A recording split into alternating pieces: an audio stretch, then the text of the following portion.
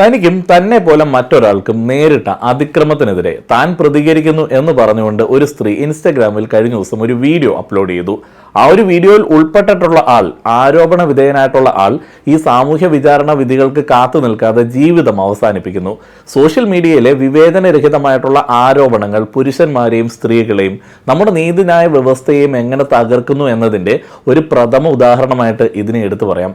എൻ്റെ എല്ലാ പ്രിയപ്പെട്ട പ്രേക്ഷകർക്കും ഇന്നത്തെ വീഡിയോയിലേക്ക് സ്വാഗതം. 42 വയസ്സുകാരനായിട്ടുള്ള ദീപക് എന്ന വ്യക്തി താൻ ഉൾപ്പെട്ട ഒരു വീഡിയോ വൈറലായി ദിവസങ്ങൾക്കുള്ളിൽ ആത്മഹത്യ ചെയ്ത സംഭവത്തെക്കുറിച്ചിട്ടാണ് ഞാൻ പറഞ്ഞു വരുന്നത്.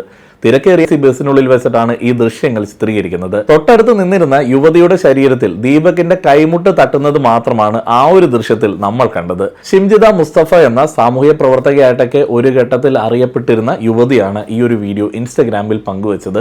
അദ്ദേഹമാണ് ആരോപണങ്ങളൊക്കെ ഉന്നയിച്ചത്. ദീപക് തന്നെ മനഃപൂർവ്വം അപമര്യാദയായിട്ട് സ്പർശിച്ചു എന്നായിരുന്നു വീഡിയോയിൽ അയാൾ ഉന്നയിച്ച ആരോപണം. ആദ്യഘട്ടത്തിൽ ദീപകിനെതിരെ ചെറിയ തോതിലുള്ള വിമർശനങ്ങളൊക്കെ സ്വാഭാവികമായിട്ട് ഉണ്ടാവുക തന്നെ ചെയ്തു. എന്നാൽ പെട്ടെന്ന് തന്നെ ജനം തിരിച്ചറിയുന്നു. കുറേയധികം റിയാക്ഷൻ ചാനലുകൾ ഈ ഒരു വീഡിയോ എടുത്ത് പരിശോധിക്കുന്നു. അവർക്ക് മനസ്സിലാവുന്നു ഇത് വെറും ഒരു കള്ളമാണ്, മാനസിക വൈകൃതത്തിന് അടിമപ്പെട്ട ഒരു സ്ത്രീയുടെ ശ്രദ്ധ പിടിച്ചു പറ്റാൻ വേണ്ടി മാത്രമുള്ള വെറും ഒരു നാടകമായിരുന്നു. സംഭവം യാദർശികമല്ലെന്നും മോശം പെരുമാറ്റം കണ്ടതുകൊണ്ടാണ് താൻ വീഡിയോ എടുത്തതെന്നും ഒക്കെ ഈ ഷിംജിത മുസ്തഫ എന്ന സ്ത്രീ വാദിക്കുന്നുണ്ട്. എന്നാൽ ബസ്സിലെ തിരക്ക് കാരണം സംഭവിച്ചതാകാം എന്ന് കണ്ടു നിന്ന ആളുകൾ പറഞ്ഞിട്ടും ഷിംജിത അയാളുടെ ആരോപണത്തിൽ തന്നെ ഉറച്ചു നിൽക്കുകയാണ്. ഇപ്പോൾ അദ്ദേഹം വിദേശത്തേക്ക് കടന്നിട്ടുണ്ട് എന്നൊക്കെ അറിയാനായിട്ട് കഴിയും. ഇപ്പോൾ ദീപകിന്റെ മരണത്തിന് പിന്നാലെ യുവതിക്കെതിരെ ആത്മഹത്യാ പ്രേരണയ്ക്ക് പോലീസ് കേസ് എടുത്തിട്ടുള്ളതാണ് ആകെയുള്ളൊരു ആശ്വാസം. അതുമായി ബന്ധപ്പെട്ട അന്വേഷണങ്ങളും നടക്കുകയാണ്. ഈ ദുരന്തം പുതിയൊരു ചർച്ചയ്ക്ക് വഴി തുറന്നിരിക്കുകയാണ്. പൊതു ആരോപണങ്ങളുടെ ധാർമ്മികതയും അതേപോലെ തന്നെ ഈ വൈറൽ സംസ്കാരവും സത്യവും എങ്ങനെ കൈകാര്യം ചെയ്യപ്പെടണം എന്നതിനെ കുറിച്ചിട്ട്. ഇത് ആദ്യത്തെ സംഭവമൊന്നുമല്ല. ആരോപണങ്ങളും വ്യാജ ആരോപണങ്ങളും അതുമായി ബന്ധപ്പെട്ട ചർച്ചകളും ആളുകളുടെ സ്വയം ഹോമിക്കലും ഒക്കെ സ്ഥിരമായി നടക്കുന്ന ഒരു നാട്ടിലാണ് നമ്മൾ ജീവിക്കുന്നത്. ഈ സംഭവത്തിൽ ഞാൻ കാണുന്ന മറ്റൊരു പ്രധാനപ്പെട്ട വശം എന്താണെന്ന് വെച്ച് കഴിഞ്ഞാൽ, എല്ലാ സ്ത്രീകളുമല്ല, എന്നാലും മിക്കപ്പോഴും എപ്പോഴും ഒരു സ്ത്രീ ആയിരിക്കും, അല്ലെങ്കിൽ സ്ത്രീകളുടെ ഒരു കൂട്ടം ആളുകളായിരിക്കും സ്ത്രീകളുടെ അവകാശങ്ങൾക്കെതിരെ അല്ലെങ്കിൽ സ്ത്രീകളുടെ സ്വൈര ജീവിതത്തിനെതിരെ ശബ്ദങ്ങൾ ഉയർത്തുന്നത്, അതേപോലെ തന്നെ പാരകൾ വയ്ക്കുന്നത്. സ്ത്രീകളുടെ സുരക്ഷയ്ക്കായി നിർമ്മിക്കപ്പെട്ട നിയമങ്ങളെയും സാമൂഹിക പിന്തുണയെയും ദുരുപയോഗം ചെയ്യുമ്പോൾ അത് യഥാർത്ഥത്തിൽ തകർക്കുന്നത് ലിംഗസമത്വത്തിന് വേണ്ടി പതിറ്റാണ്ടുകളായി പോരാടുന്ന മറ്റ് സ്ത്രീകളുടെ ആത്മവീര്യത്തെയാണ്. നിയമത്തെ ആയുധമാക്കി അല്ലെങ്കിൽ സ്ത്രീത്വത്തെ ആയുധമാക്കി സ്വന്തം താല്പര്യങ്ങൾക്ക് വേണ്ടിയോ വൈറലാകാൻ വേണ്ടിയോ ഒരാളെ ക്രൂശിക്കുമ്പോൾ പീഡനം അനുഭവിക്കുന്ന സഹോദരിമാരുടെ വിശ്വാസ്യതയാണ് അവിടെ ചോദ്യം ചെയ്യപ്പെടുന്നത്. മുന്നേ തന്നെ ഇത്തരത്തിലുള്ള വെളിപ്പെടുത്തലുകൾ നടത്തിയ ആളുകളെ വരെ സൈബർ അറ്റാക്ക് ചെയ്യുന്ന ചില കാഴ്ചകളും സോഷ്യൽ മീഡിയയിൽ നിങ്ങൾ കണ്ടതാണ്. ഈ ഒരു കേസിലെ നീതി ആളുകൾ കാര്യമായിട്ട് ചർച്ച ചെയ്യുന്ന സമയത്ത് സംഭവിക്കുന്ന മറ്റൊരു പ്രധാനപ്പെട്ട പ്രശ്നമുണ്ട്. സോഷ്യൽ മീഡിയ മറ്റൊരു രീതിയിലാണ് ഇപ്പോൾ ഈ ഒരു വാർത്തയോട് പ്രതികരിക്കുന്നത്. ഇത് മുഴുവൻ സമൂഹത്തെയും ബാധിക്കുന്ന ഒരു കാര്യമാണ്. ദീപകിനോടുള്ള അനുശോചന പ്രകടനത്തിന് മറവിൽ സ്ഥിരം ബസ് ട്രെയിനിലെയൊക്കെ ഞരമ്പന്മാർ തുള്ളിച്ചാടുകയാണ്. യഥാർത്ഥത്തിൽ പീഡനങ്ങൾ നേരിടുന്ന സ്ത്രീകൾ തുറന്ന് പറയുന്നതിനെതിരായിട്ടുള്ള ഒരു മൂവ്മെന്റ് ആയിട്ടൊക്കെ അവരതിനെ മാറ്റിക്കൊണ്ട് പോവുകയാണ്. ഒരു അതിക്രമം നേരിടുന്ന സമയത്ത് അത് തുറന്നു പറയാനായിട്ട് സ്ത്രീകൾ മടിക്കുന്ന ആ ഒരു സ്വപ്ന സുന്ദരമായിട്ടുള്ള ഒരു കാലത്തിലേക്ക് വീണ്ടും ചെന്ന് എത്താമെന്നുള്ള ഒരു ചിന്തയൊക്കെ ചില ആളുകൾക്ക് ഈ ഒരു സംഭവത്തോടെ ഉണ്ടായി എന്നുള്ളതും എനിക്ക് തോന്നിയ ഒരു കാര്യമാണ്. വ്യാജ ആരോപണങ്ങൾ ഭയക്കണം, സ്ത്രീകളുടെ അടുത്ത് ബസ്സിൽ സീറ്റ് പങ്കിടരുത് എന്നൊക്കെ ഉപദേശിക്കുന്ന തരത്തിലേക്കുള്ള റീലുകളൊക്കെ നമ്മളിൽ പല ആളുകളും നിർദോഷം എന്നുള്ള രീതിയിൽ ഇപ്പോൾ തന്നെ ഷെയർ ചെയ്തിട്ടുണ്ടാവാം. പക്ഷെ ഇതൊക്കെ എന്തിലേക്കാണ് നയിക്കുന്നത്? പൊതുഗതാഗതത്തിലെ പീഡന പരാതികളെ പരിഹസിക്കുന്ന രീതിയിലേക്ക് ആ ഒരു പ്രവണത ഇഞ്ചക്ട് ചെയ്യുക എന്നുള്ളത് മാത്രമേ പലപ്പോഴും ഇതുകൊണ്ട് സംഭവിക്കുന്നുള്ളൂ. ഭാവിയിലെ എല്ലാ പരാതികളെയും വെറും ശ്രദ്ധ നേടാനായിട്ടുള്ള ശ്രമമായിട്ട് നോക്കിക്കാണണം എന്ന് പറഞ്ഞു വെക്കുന്ന ആളുകളെയും ഈ ഒരു ഘട്ടത്തിൽ നമുക്ക് കാണാം. സബാദിനെ പോലെയുള്ള ആളുകൾക്ക് വേണ്ടി നിർമ്മിക്കപ്പെട്ട, അതുപോലെയുള്ള അതിക്രമങ്ങൾ നടത്തുന്ന ആളുകളെ സംരക്ഷിക്കാൻ വേണ്ടി നിർമ്മിക്കപ്പെട്ട, പുരുഷാവകാശം എന്നൊക്കെ പുറമോടിയിൽ പറയുന്ന ചില സംഘടനകളൊക്കെ വീണ്ടും ഈ ഒരു പ്രശ്നത്തെ യൂസ് ചെയ്യാനായിട്ട് ശ്രമിക്കുന്നതും ഈ ഒരു ചർച്ചയിലെ പ്രധാനപ്പെട്ട ഒരു അപകടം തന്നെയാണ്. യഥാർത്ഥ ഇരകൾ ഇതിനകം തന്നെ പല പ്രതിസന്ധികളും നേരിട്ടിട്ടുള്ള ആളുകളാണ്. ഇപ്പോൾ ഏതൊരു പരാതിയും ഒരു വൈറൽ മെറ്റീരിയലായി മാത്രം കാണുന്ന സാഹചര്യം അവർക്കടക്കം വലിയ തിരിച്ചടിയാണെന്നാണ് എൻ്റെ ഒരു അഭിപ്രായം. ഇവിടെ നാം വ്യക്തമായി മനസ്സിലാക്കേണ്ട ഒന്നുണ്ട്. ബസ്സിലും ട്രെയിനിലും തെരുവിലും സ്ത്രീകൾ അനുഭവിക്കുന്ന പീഡനങ്ങൾ യാഥാർത്ഥ്യമാണ്. തെളിവില്ലാത്ത ഒരു സംഭവത്തിൻ്റെ പേരിൽ എല്ലാ സ്ത്രീകളെയും അനുഭവങ്ങളെയും തള്ളിക്കളയുന്നത് ശരിയായിട്ട് എനിക്ക് തോന്നുന്നില്ല. ഒരു BJP നേതാവ് സ്ത്രീകളെ ആക്രമിക്കണം അല്ലെങ്കിൽ അവരെ പീഡിപ്പിക്കണം എന്നുള്ളൊരു ആഹ്വാനമൊക്കെ നടത്തുന്ന വീഡിയോ പോലും വലിയ ദേശീയ പ്രകടനത്തിൻ്റെ ഭാഗമായിട്ടൊക്കെ കാണുവാനായിട്ട് സാധിച്ചു.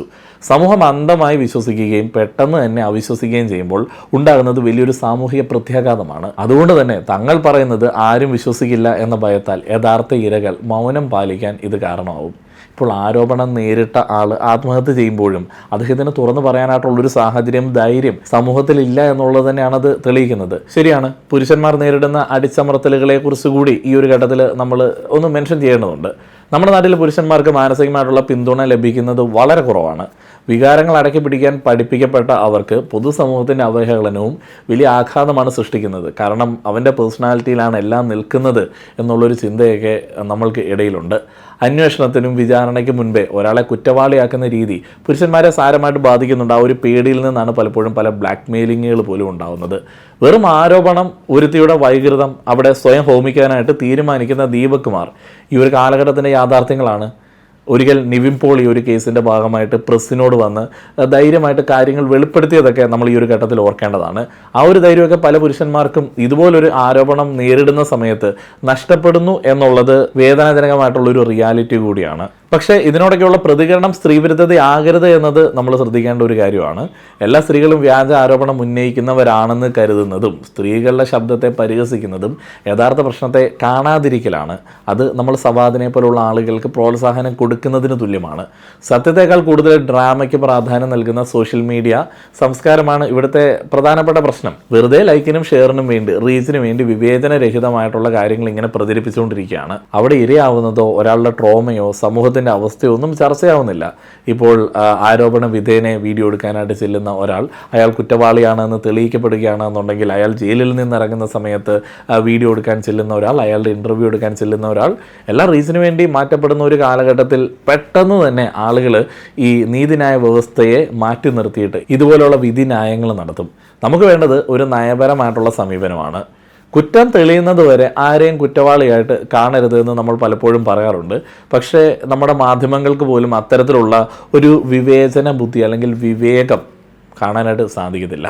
പരാതികൾ ഔദ്യോഗികമായിട്ട് രേഖപ്പെടുത്തിയതിന് ശേഷം മാത്രം പരസ്യപ്പെടുത്തുക എന്നുള്ളൊരു കാര്യം മുഖ്യധാര മാധ്യമങ്ങൾ ചെയ്യുന്നുണ്ട്.